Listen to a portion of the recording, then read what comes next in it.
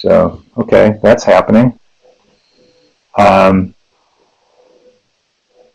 yeah, so I think maybe we'll just get started and people might be joining us. As everybody knows, my name's Ron Unger, and I'll start by saying just a little about myself. Uh, my primary employment is as a therapist working with people who have at least had psychotic experiences, sometimes are still having them at the time. I also do some work as a supervisor. I do some education on these issues. I do blogging. I live in Eugene, Oregon in the USA. And my interest in this issue started with my own kind of out there, somewhat psychotic experiences I had as a young person. I ended up sorting through those without help from the mental health system, but quite a few of my younger siblings had kind of like similar processes they went through, but did end up in the mental health system, diagnosed with psychotic disorders. So a lot of us recognize at this point how critical dialogue is, both at the level of individual treatment and also dialogue between different parts of the mental health system and different factions within it. But what I'm going to talk about is the way one of the biggest interferences to that dialogue is our sense that we definitely know what's going on. And the thing is, the more certainty we have about that, like the more certain we are about what is and isn't illness, the certainty we have about what's good or bad in somebody's process, and even our certainty about the nature of reality, actually gets in the way of our ability to talk with people that are having psychotic experiences, and also just in general with each other. By the way, as we're going along and you think of a question, it's fine to type them in. I'm going to stop kind of halfway through and review any questions we have up until then, and then at the end we'll have more questions and discussion. But feel free to type them in as you go along. So getting back to the thing with dialogue, the problem is that when we're certain about what's going on, our certainty often conflicts with the sense of what's going on in the person we're trying to help. But if we just kind of like share with them how wrong we think they are and how certain we are about what we're right, we run into a problem that by now is pretty well researched. What happens is that when we kind of like say something that strongly conflicts with somebody else's strongly held view, something they hold strongly in an emotional way, and this is with anybody. It's not just somebody that has what we call psychosis. What we see on brain studies is that as soon as people are exposed to information that really strongly challenges a deeply held view, the part of their brain that handles reason and logic kind of goes dormant, while the fight or flight centers light up and get all activated. In other words, the person really starts digging in and just defending their point of view, regardless of reason and logic and all that sort of thing. And so at that point, dialogue really breaks down. It's just kind of a battle. Now, we might be hoping for something different. We might be hoping that we're going to be so overwhelming in how we present our certainty that the other person will just kind of submit. They'll give in. And so the person that seems crazy to us, we hope they'll just realize they're crazy and they'll just submit and realize, okay, sorry about that. And a lot of the mental health system is really oriented around trying to get people who are or seen as crazy to submit to our point of view, and we even have an expression for it. We call it the expression having insight into their illness. But a submissive response, even when we get it, actually isn't all that great. For one thing, we found that when people have what they call insight into their illness, they tend to get depressed. And also it interferes with developing a healthy autonomy, a sense that the person has the capacity to figure things out for themselves. Or the person will submit at the time, but then later, when they're feeling less intimidated or overwhelmed, they might just bounce back to the same, to assert their, what we see as their psychotic point of view again, because they really, when they submitted, they lost their sense of autonomy, and so it's natural they want to get that back, and they might try to get that back by going straight back to the point of view that we saw as psychotic. So I want you to try to imagine something right now.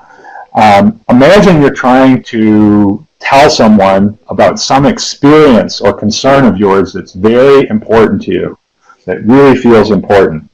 And as you do, imagine that the person you're talking to lets you know that they're sure that what you're saying is just due to you being insane or mentally ill or schizophrenic. And so just imagine trying to share something that's important, seems important to you, and somebody's telling you that, oh, you're just saying that because you're mentally ill. Doesn't really, there's no significance to it. As you imagine that, what does it feel like? So if the person you're talking to is if you're talking to someone and you're telling them that you know that the reason they're saying what they're saying is because they're mentally ill, how much confidence are they going to feel that you're really trying to understand where they're coming from? If most of us really would have zero confidence that someone that sees us insane is going to be really trying to understand us or appreciate what might be meaningful in what we're saying. So why is it that the mental health profession is usually so insistent on telling people that they're mentally ill if our goal is to have a healing relationship with them? How healing can we be if we give people the sense that we're totally closed to understanding what's really on their mind or close to seeing, or closed to seeing validity in their point of view? I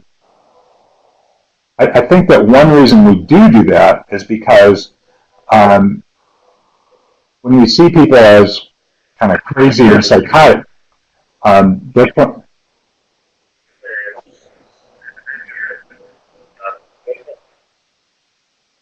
or somebody's saying something and I'm not really getting it very clearly.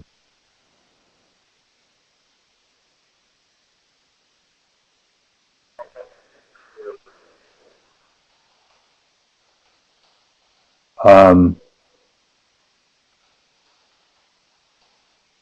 not sure what happened there.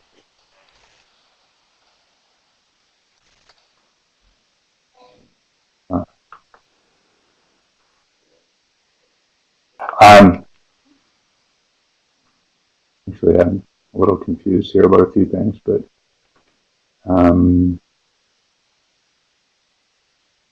sorry, just a second.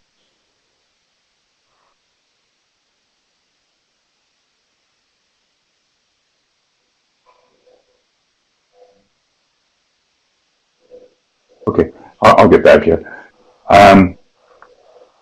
Okay, so I think one reason that we often do want to categorize people as being crazy or mentally ill is because it seems like either they are mad or we must be, because our views clash so strongly.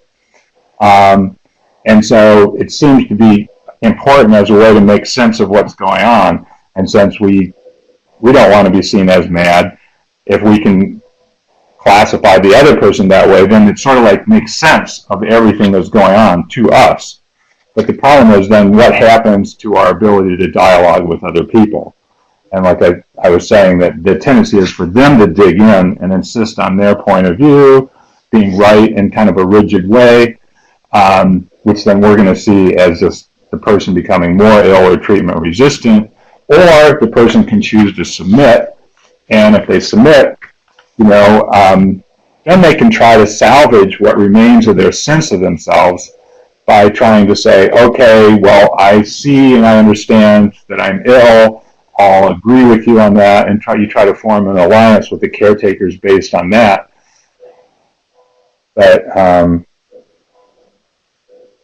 that creates a problem where the person now feels like that what's inside them is an illness, And that, I think, starts interfering with the actual dialogue, the ability of the person to dialogue with their own inner process. So just like when we tell somebody they're ill, that interferes with our ability to dialogue with them. Then when a person starts seeing what's going on in themselves as just being, oh, that's just mental illness, they have trouble dialoguing with themselves. So they lose interest, let's say, if they're hearing voices, they lose interest in learning from or being influenced by the voice and just see it as something that needs to be suppressed or something that's just bad and needs to be shut out.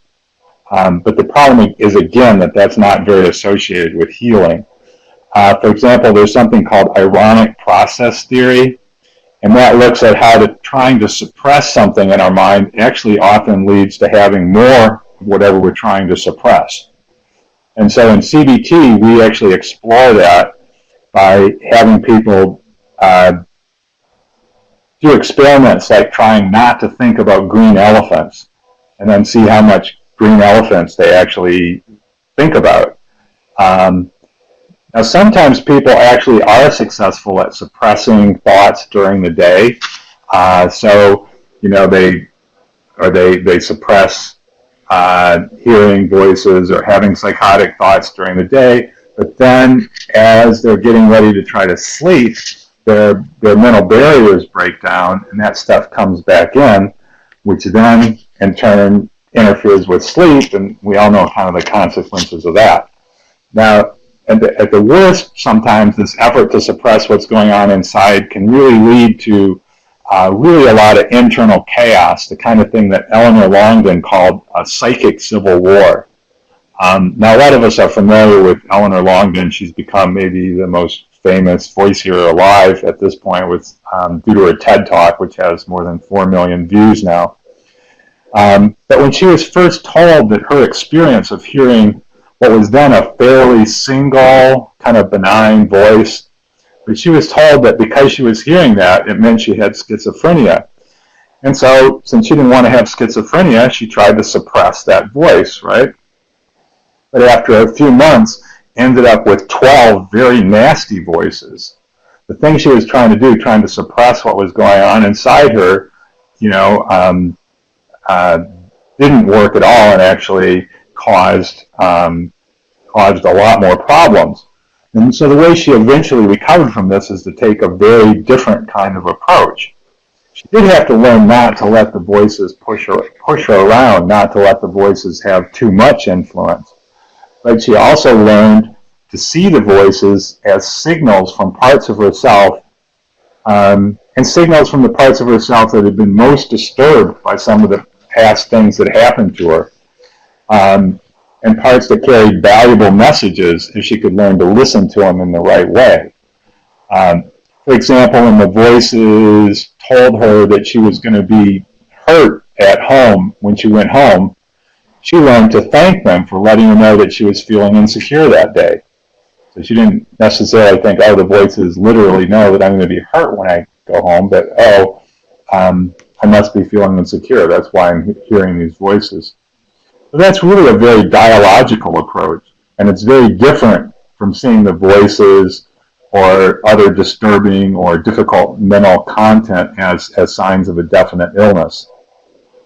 So what I'm suggesting is when we feel disturbed by others or feel that others are disturbed, or when we feel disturbed by something in ourselves, that we hold back from thinking that it's definitely just nothing but an illness or insanity, and instead we try to take a more curious and dialogical approach, which creates a lot more opportunities for genuine listening and for healing. One metaphor for this comes from a line in a movie. There's a statement to the effect that emotions are like children, and you don't want them driving the car, but it also doesn't work to lock them in the trunk, or to try to lock them in the trunk.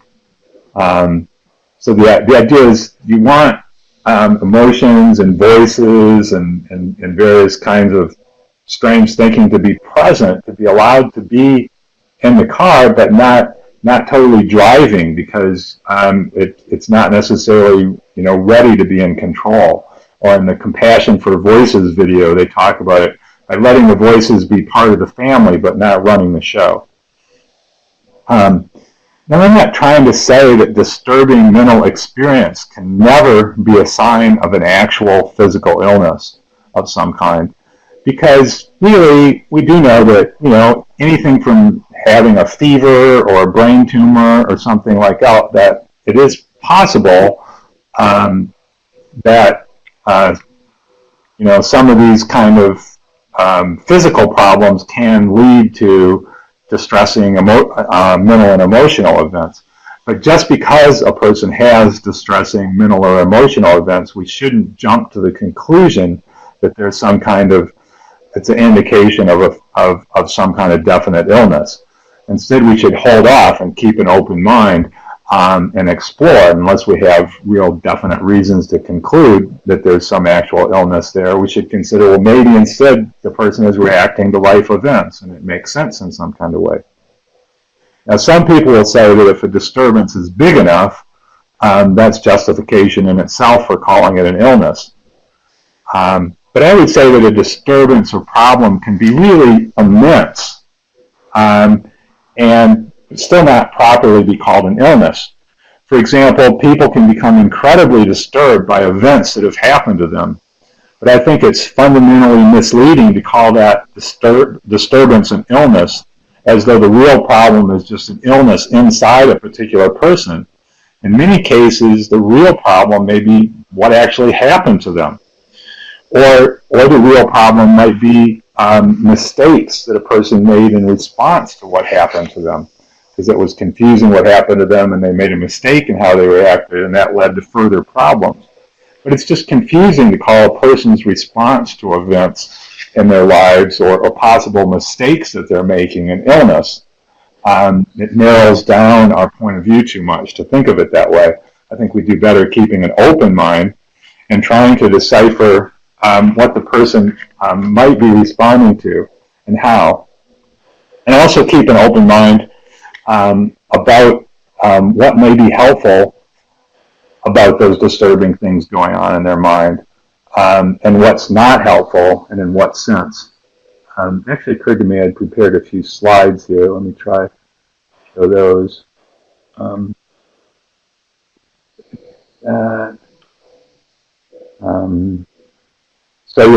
So how can you frame therapeutic conversations if not as treating a person's mental illness?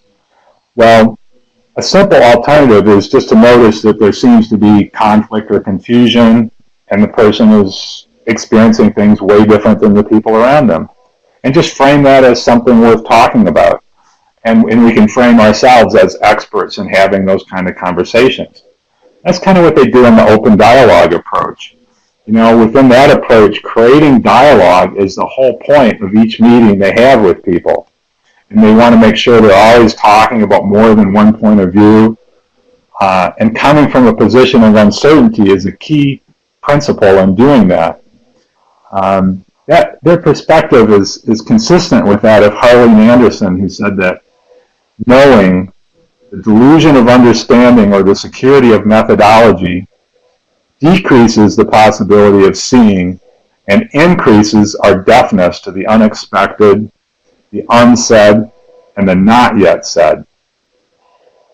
I think one reason open dialogue is so successful is that dialogue and the associated ability to be uncertain or withhold judgment about what's correct is really just incredibly essential, both to healthy relations between people, and also inside of people. Now, of course, whether or not a person should be seen as ill or framed as ill is just one issue that we can find it difficult to dialogue about. People often are reporting experiences and beliefs that really just, like I said earlier, really strongly clash with our understanding of what's going on. So a person comes in and says, well, the CIA installed an implant in my head, and now I hear CIA agents talking back and forth all day. or they say, well, a demon is taking over my body at night and it's making me cut myself. What are our choices in responding to stuff like that? Well, we can be confrontive and we can say, well, you're definitely saying things that aren't true, so you must be delusional. Or sometimes, you see mental health people being more passive and they just, don't really say much about what the client's saying, which, by the way, often, leads people to believe that the mental health people believe them if the mental health people are just kind of like not saying much about it. Now, another thing that we can do is we can pretend to be uncertain. Like we can pretend to be like, well, maybe, but really be thinking inside ourselves, well, this person is just speaking complete nonsense. But a problem then is our clients might detect a lack of genuineness. But what else is really possible? And I do think there's a middle way. There's a middle way here. And what that requires is being able to look at things from a point of view of what I sometimes call radical uncertainty. So to get some perspective on that, let me ask you something. How many of you have ever been certain of something? If you think about that, have you ever been certain of anything? And then second question is, how many of you have been certain of something and then found out that what you were certain about wasn't actually true? Right? I think we've all kind of had that experience and we know what kind of trouble it can cause. I like the Josh Billings quote. He said, "It ain't what you don't know that gets you into trouble. It's what you think you know that just ain't so." So another way of looking at this is, think about this. With all of our modern science, our universities, our journals, our major conferences and all that, how much do we really know about the unknown? Do we know exactly how much is unknown? Do we really know how much of what we think we know is actually not true?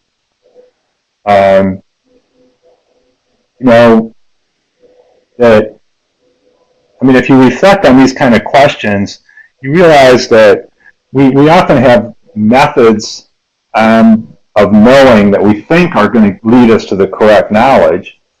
But how do we really know that those methods are going to give us the correct knowledge if we don't know for sure what's correct to start out with? For example, we may read certain journals that tell us about scientific research and facts discovered by that research.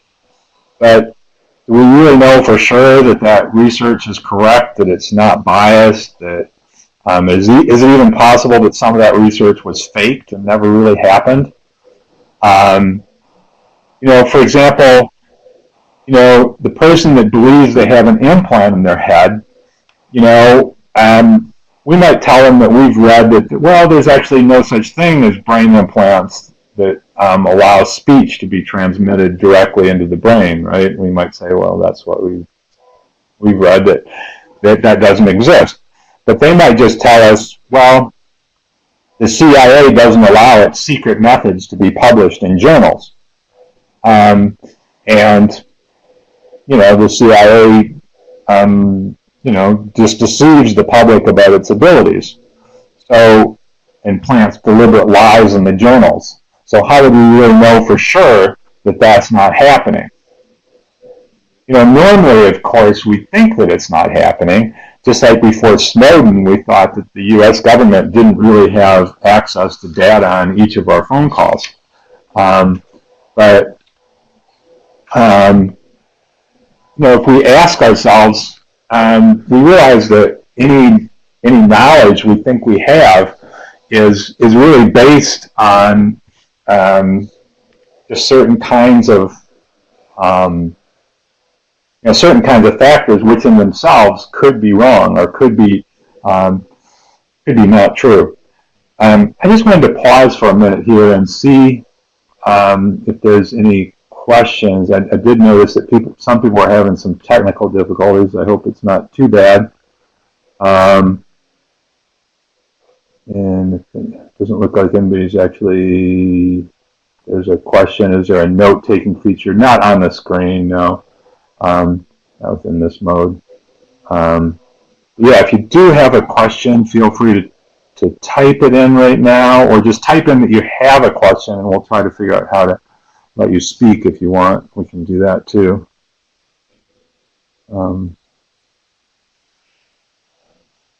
Maybe nobody really has one. We can wait till the end.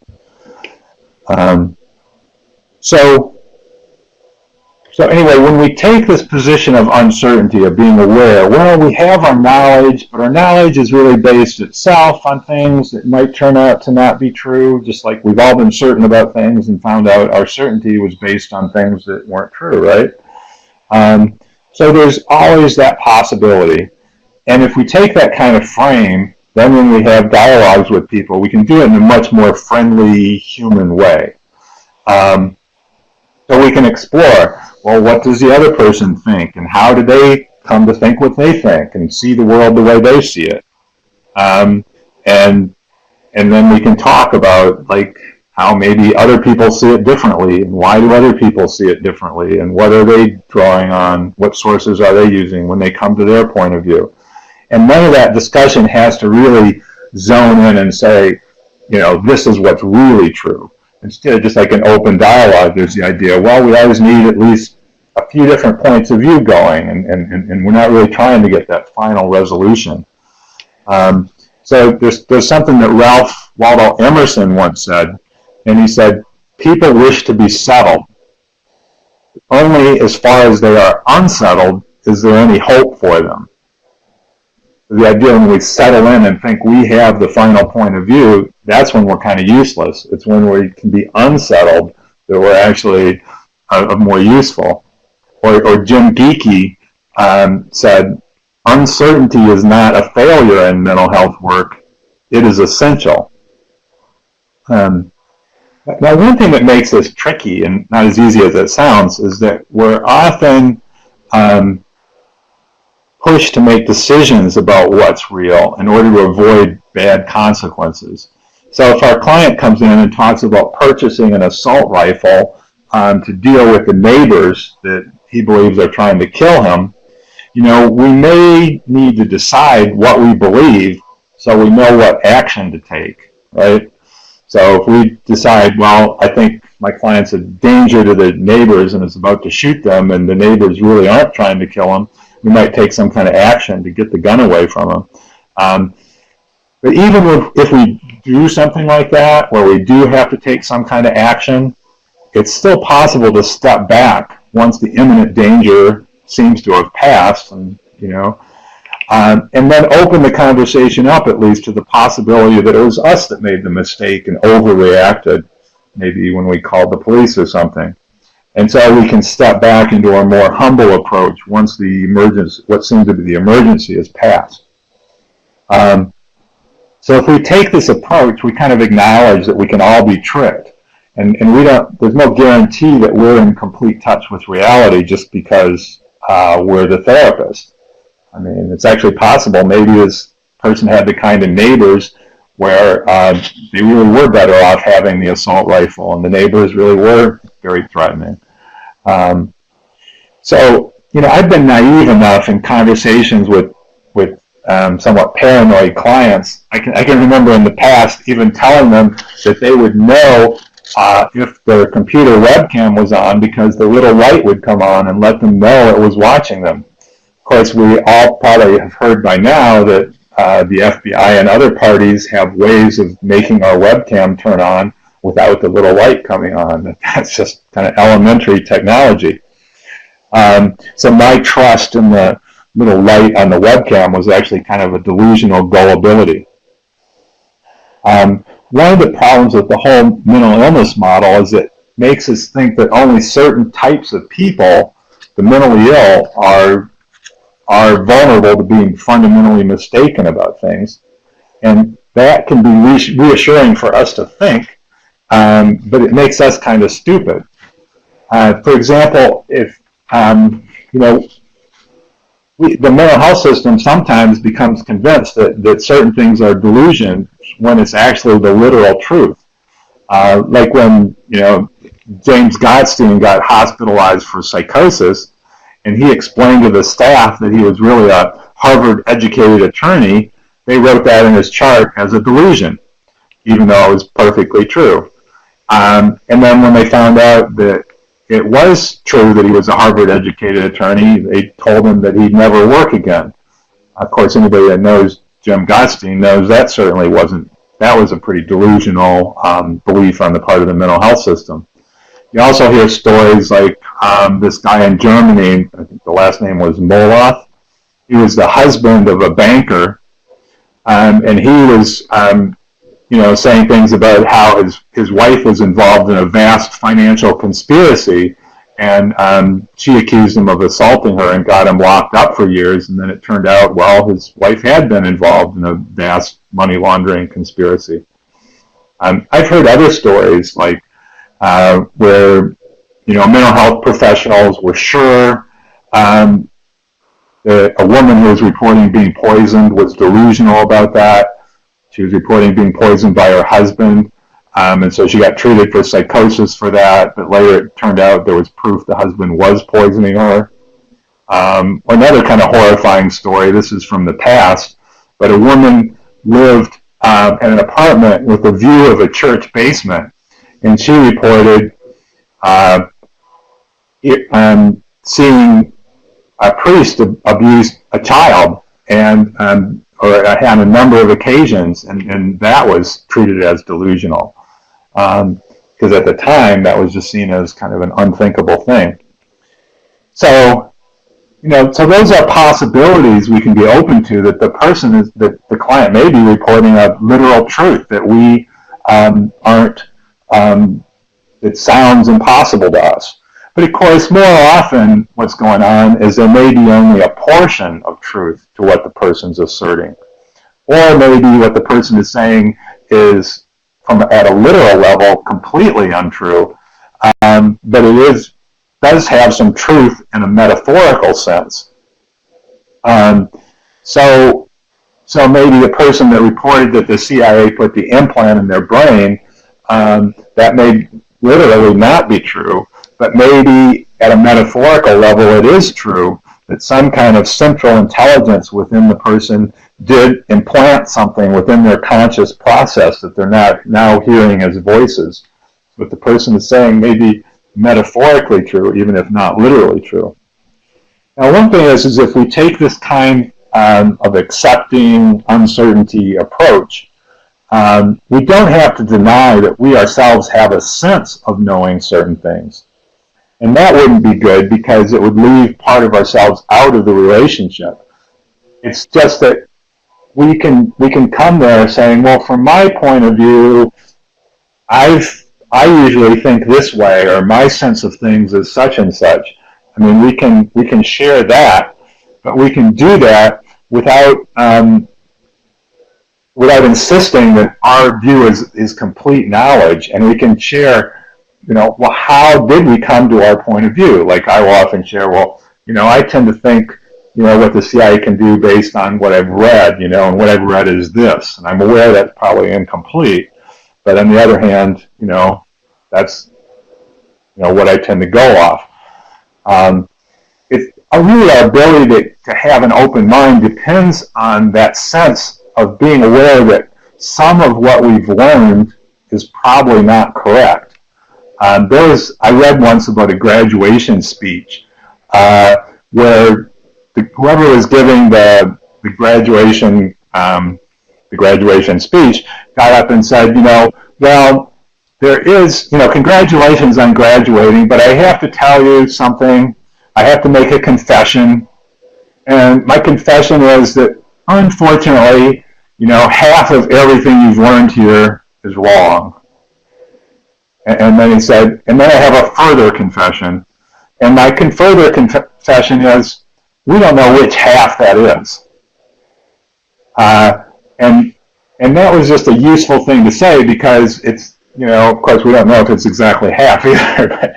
the key thing is to realize that, we don't have a complete picture of things, and there is error in there, and we don't always know where the error is, and that's why it makes sense to dialogue. It makes sense to look at, well, how do things look like from another point of view, and so we can step back and be curious about those kind of things, and that really allows us to meet other people in a very human kind of way and in a humble kind of way. Well, we're not trying to overpower the other person's point of view, but instead we're able to explore together what do things look like from different angles or different ways of looking at it. In CBT, we call this collaborative empiricism. It means being willing to explore in this kind of open-minded way, and then just looking at, what kind of evidence supports a certain view and what doesn't, what contradicts it, and what are different possible interpretations of the evidence. This allows us to talk in a meaningful way about some very complex situations. And it's really not just in modern times that the world has become complex,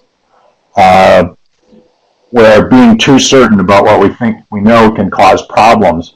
This is actually kind of like things that have been understood even since ancient times. In the book of Genesis and the Bible, for example, I do think it means something that it was the idea that knowing good from evil is actually what resulted in the downfall of humans. So one way to interpret that is just being too sure what's good or bad is actually, it can be very destructive. There's actually a sense in Chinese philosophy, to take a very different source, about the same kind of thing. In fact, I'm going to switch over to for a minute and a half or so, and we can hear Alan Watts do a retelling of an old Chinese tale that some of you may have heard that goes into this point. So let me switch over to that, if I can, here in just a second. Once upon a time, there was a Chinese farmer who lost a horse, ran away. And all the neighbors came around that evening and said, "That's too bad." And he said, "Maybe." The next day, the horse came back and brought 7 wild horses with it. And all the neighbors came around and said, "Why, that's great, isn't it?" And he said, "Maybe." The next day, his son was attempting to tame one of these horses and was riding it and was thrown and broke his leg. And all the neighbors came round in the evening and said, "Well, that's too bad, isn't it?" And the farmer said, "Maybe." And the next day, the conscription officers came around looking for people for the army, and they rejected his son because he had a broken leg. And all the neighbors came round that evening and said, "Isn't that wonderful?" And he said, "Maybe."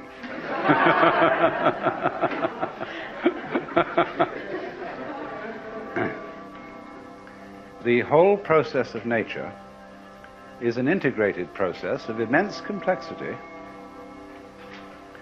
and it is really impossible to tell whether anything that happens in it is good or bad,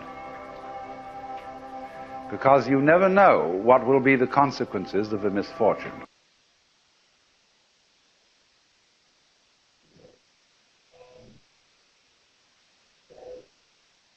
Okay.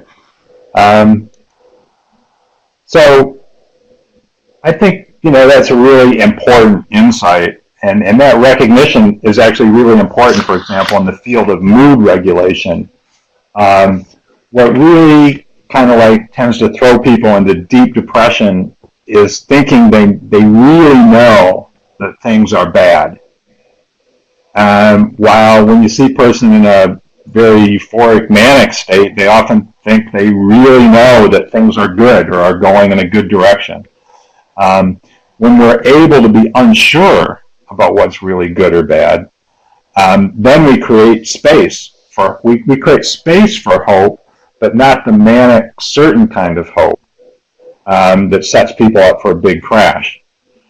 And when we create space for people to bring in their own ideas about what's good and bad for them, without creating a sense that someone else necessarily knows better, then there's really more room for them to develop their own point of view, hopefully in kind of a balanced way. And this uncertainty about what's good or bad also kind of like is really important in working with experiences like voices. Historically, and still too often, the mental health system has been sure that hearing voices in general is a bad thing. And the mental health system often teaches voice hearers to think of their voices as bad, even if they weren't already thinking of it that way. Of course, often voice hearers are already thinking of their voices as bad. And because the voices are often so obnoxious that nobody needs to encourage the voice hearers to think of them as bad, but still framing them as definitely bad often contributes to a stuck relationship. And it often fuels efforts to just focus too much on suppression of the voices. So what I think can be helpful is to do instead what Ray Waddingham talked about, which he said it's important to step back and ask, if voices aren't the enemy, if they are not the enemy, then what else could they be?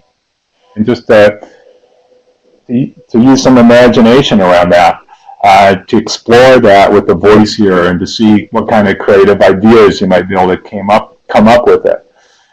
For example, if a voice tells a person that they're worthless, if that's not simply a bad thing, then what else might it be? And as you think about something like that, you might think, well, maybe the voice is letting the person know that they feel unsure about whether they're going in the right direction in their life.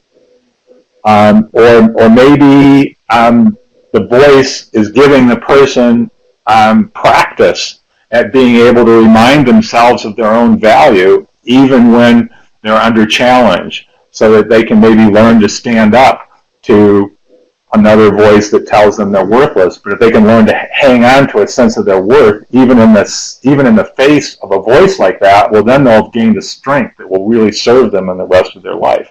So that's another way of seeing how the voice might actually be helpful to them in the long run.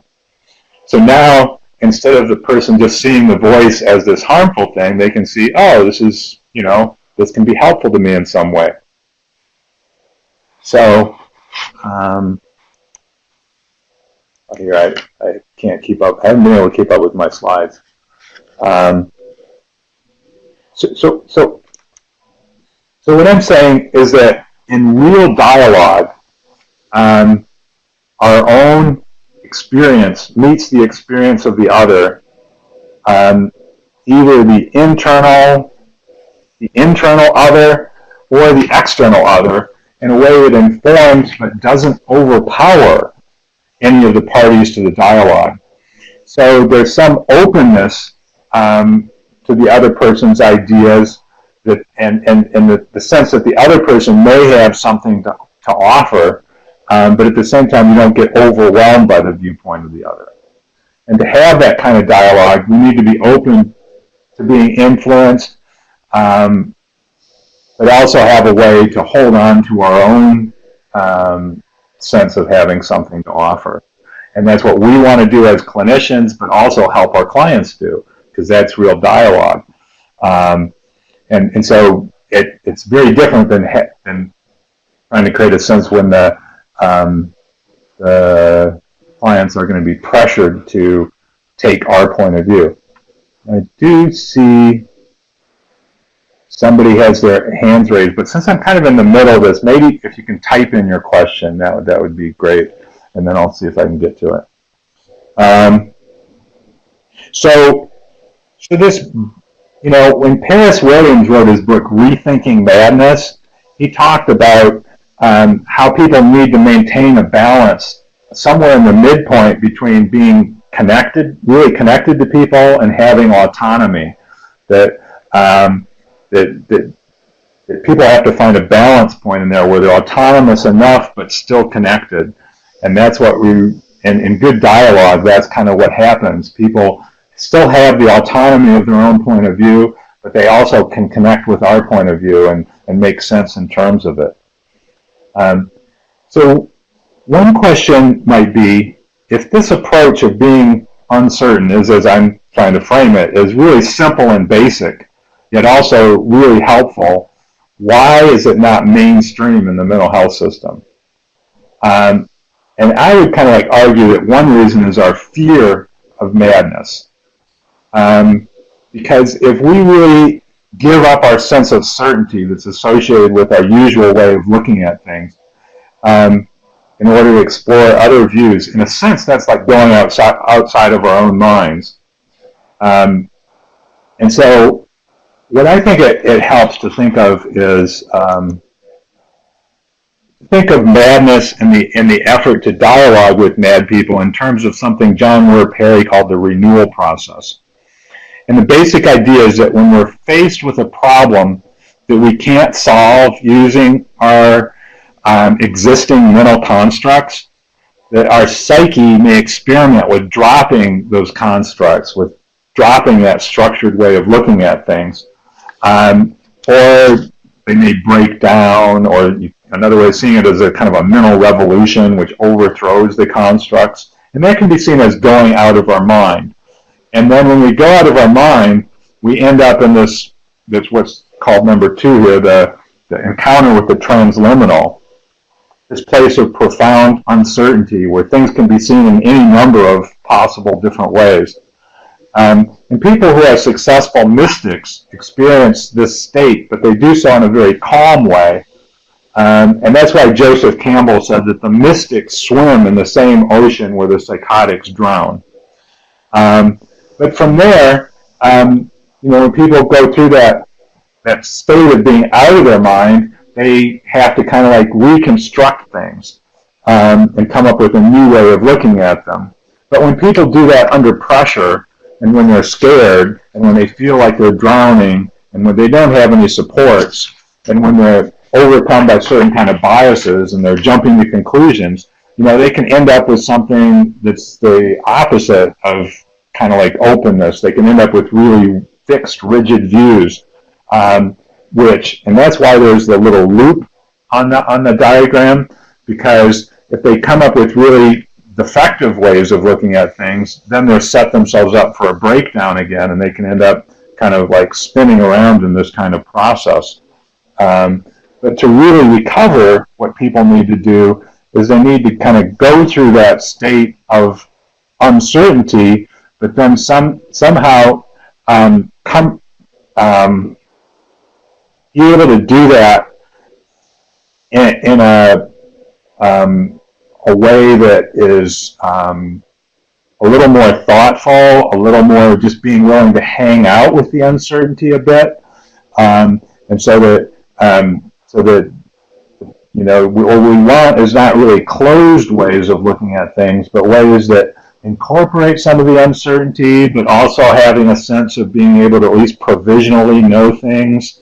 And people are more likely to come to that sort of thing if they really do get support in the process, if they do find a way to not be scared of their own uncertainty, if they if they can face this primal uncertainty kind of with equanimity.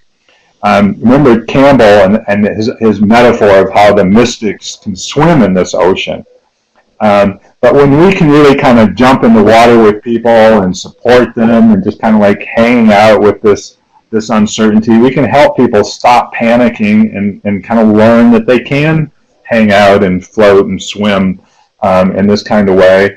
And then when they kind of like pull their worldview back together, it's much more likely to be not too rigid and have a sense of playfulness and openness and being able to look at different points of view and that kind of thing. And so it's this willingness to relate to the person. There might be a good side to somebody's experience and the bad side. And this might be one way of looking at it, but there's also other ways. There's a reason why John Moore Perry called this all the renewal process, because this whole process of really facing this deep uncertainty and then developing new points of view is kind of how new visions do come into a culture, or the cultural story is renewed. And more rigid societies, I think, don't have an interest in dialoguing with mad people, because those kind of societies don't want to acknowledge that there are other ways of looking at things, or that the society's ways of looking at things may be limited. But we really do need to step beyond the rigidities of our own culture. We really live in a culture that has real major flaws. If we don't overcome our own kinds of typical social blindness, we're going to really heading over a cliff, where we're changing the climate in ways that make the planet uninhabitable for much of humanity.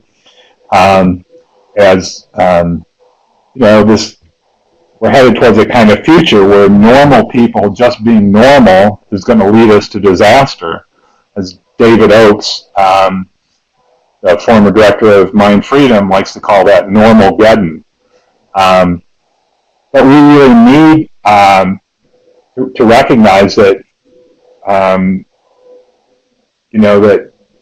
we do, as a culture, our ways of looking at things are limited. They are only partly correct.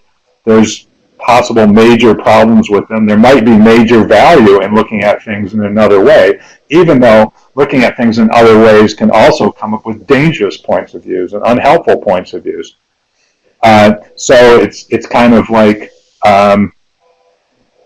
being able to support people as they face this uncertainty, and to help them kind of like not force our standard social point of view on them, but help people kind of like do their own exploration and come up with something that makes sense, is not only going to be helpful in helping people heal, but it's ultimately good for our society as a whole.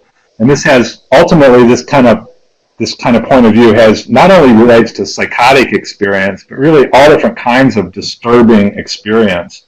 Instead of just seeing it as simply bad, to be able to relate to it in this more open way, whether it's our emotions or disturbing impulses, or whether it's a way of relating to disturbing other people or disturbing other cultures. It's being a little less certain in our own sense of ourselves allows us to be open that maybe there's some good in the other person too. So that's kind of like my talk, and I've gone a little longer than I thought I would, but I'm really hoping people can now either type in some questions. I'm also going to try to set it so that maybe I can let people talk again. We'll see if that works. You can try sharing your audio again, and if you want to try to speak a question, well, maybe we shouldn't do it that way. Maybe what we should do is type in at least that you have a question, and then I'll try to, or just type the question in, and we'll do it that way.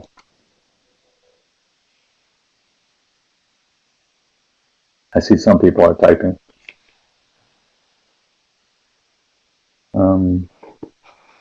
So let me go over here.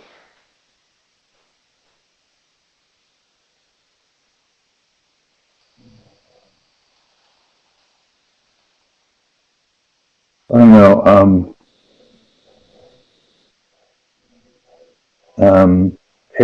Perno, if you wanted to try to talk, I mean, if you can click to share your microphone, maybe you could talk. You had your hand raised. Anyway, so right now, Heather, I also see an issue with medical model of recovery is more towards lowering or eliminating symptoms versus adapting to environments, lower stress about symptoms and how they affect their lives. Yeah, I mean, often the medical model has been kind of like more about, like, we know what's bad, and we know something is just a symptom of an illness, and we need to suppress that.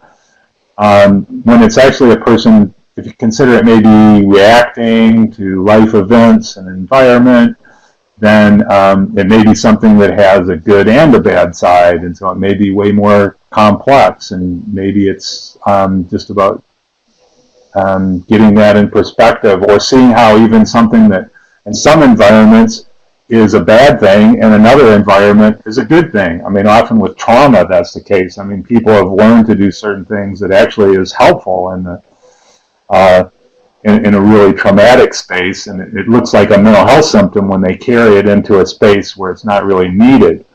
But rather than see it as an illness, to say, well, maybe that was a very successful coping strategy in its time and in its day, and it would be again if you were in certain really stressful situations, but maybe the problem is you're just carrying it on in situations where it's not really necessary. Then the person can learn to have more, more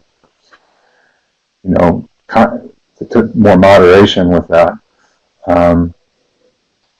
So I hope that answers that point a little bit. Carol says, thanks for refreshing perspective that rings true, very person-centered, rid of labels, avoidance of authority. Yeah, a big part of this is really stepping out of the authority. In order to have dialogue, I mean, you just can't be in that position of authority. You need to deliberately step out of it. And part of what I was saying is, even though mental health people sometimes have to step in and be the authority, and when it seems like there's immediate danger or something like that, in order to have dialogue, we need to find a way to step out of that position.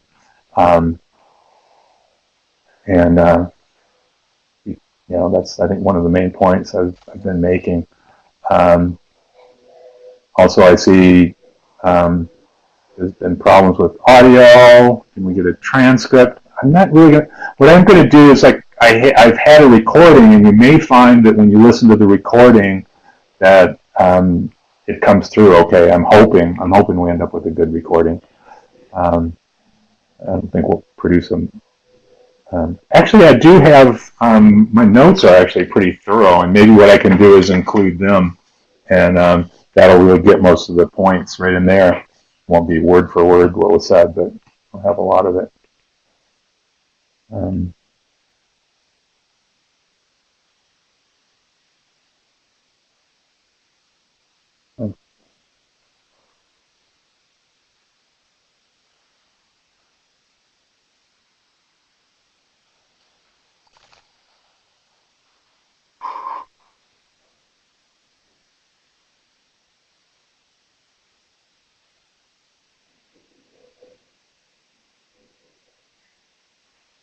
Multiple people are typing. Pretty soon we'll see what they say.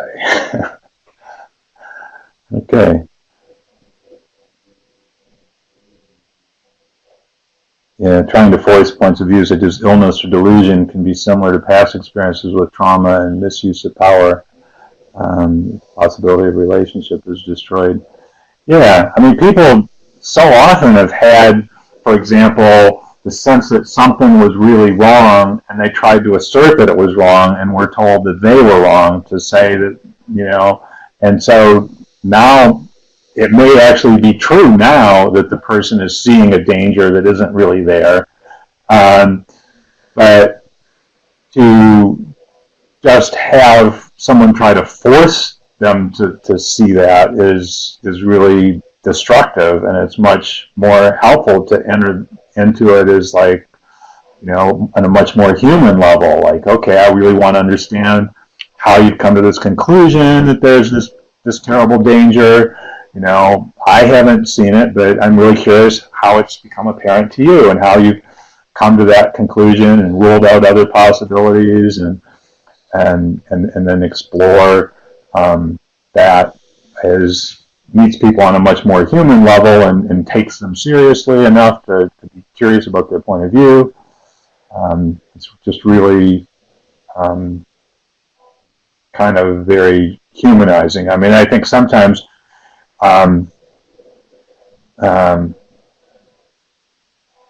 sometimes people have gotten, like, when people are more paranoid, I'm working with a woman who, when she was younger, just had multiple times when people were watching her when she was, like, taking a bath or undressing or something like that. And now is very paranoid about people watching her when I think probably they're really not.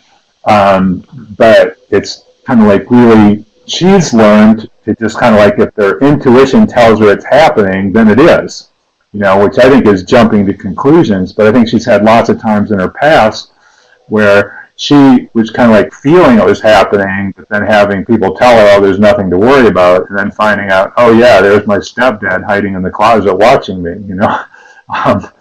So it makes sense that she would,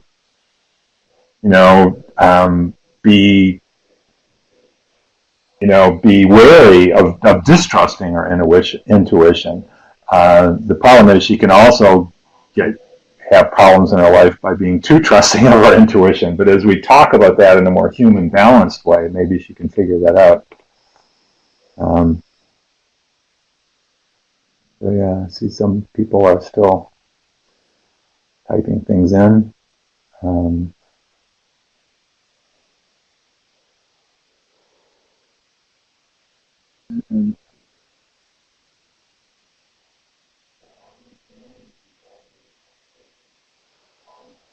Yeah, how can families be brought into this conversation?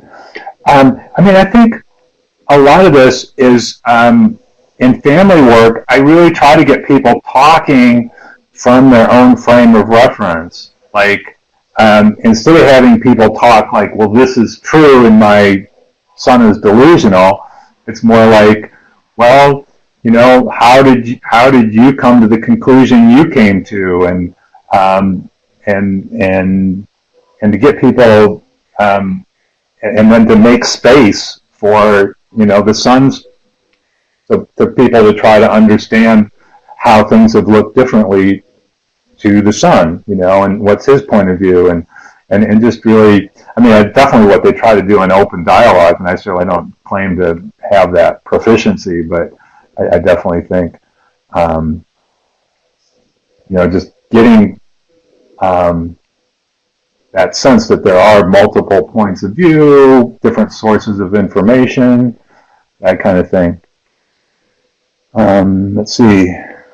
Now, do people find labels diagnosis helpful? Analyzing it in a way to know that many people have these experiences, helpful, put a name to it. Yeah, I think that's a really complex thing, actually, because, there's people that will say they find diagnosis helpful. Sometimes later, you might talk to the same person, and they can talk about ways they felt trapped later by the diagnosis. So they're often a double-edged kind of sword. I do think it's helpful to understand that many others have that experience, and to find ways to talk about it is very important. Sometimes I think you can find ways that are more down to earth and open ended, and less kind of like this big category. I often talk about, like when people are using words about how their schizophrenia is making them do this or whatever, I say that's kind of a big word. What's that actually look like in your experience? And try to get people to, and then talk about the individual experiences, and how other people have similar experiences and how they make sense of them and cope with them.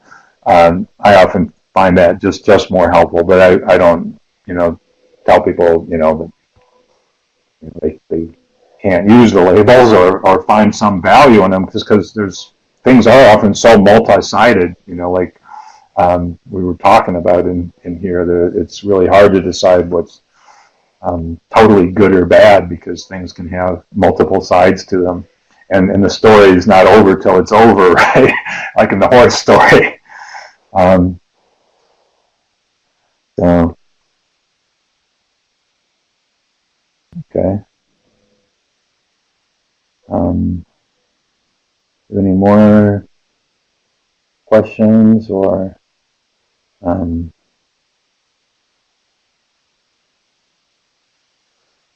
have time for that.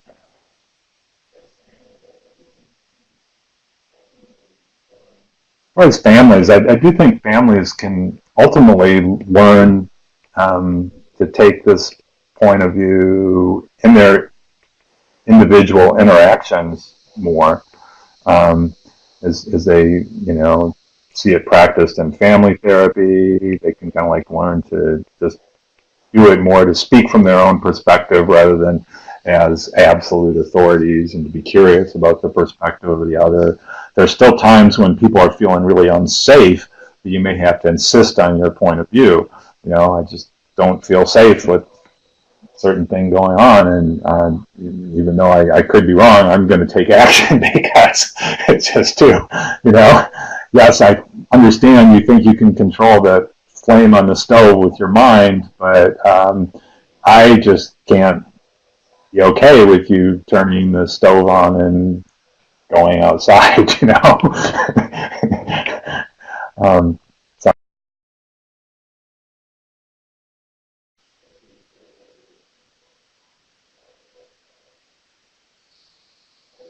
share later with email any comments you have about how we could make these meetings better. You know, sometimes the technical challenges are a problem, but we do what we can. Well, but it's good to hear things. Oh, yeah. Sorry that the audio was not clear enough. You know, it can vary depending on people's internet connections, how it comes through. Okay, well, thanks for showing up, and I think I'm going to sign off now, but hope to see you all next time, and have a good month until then.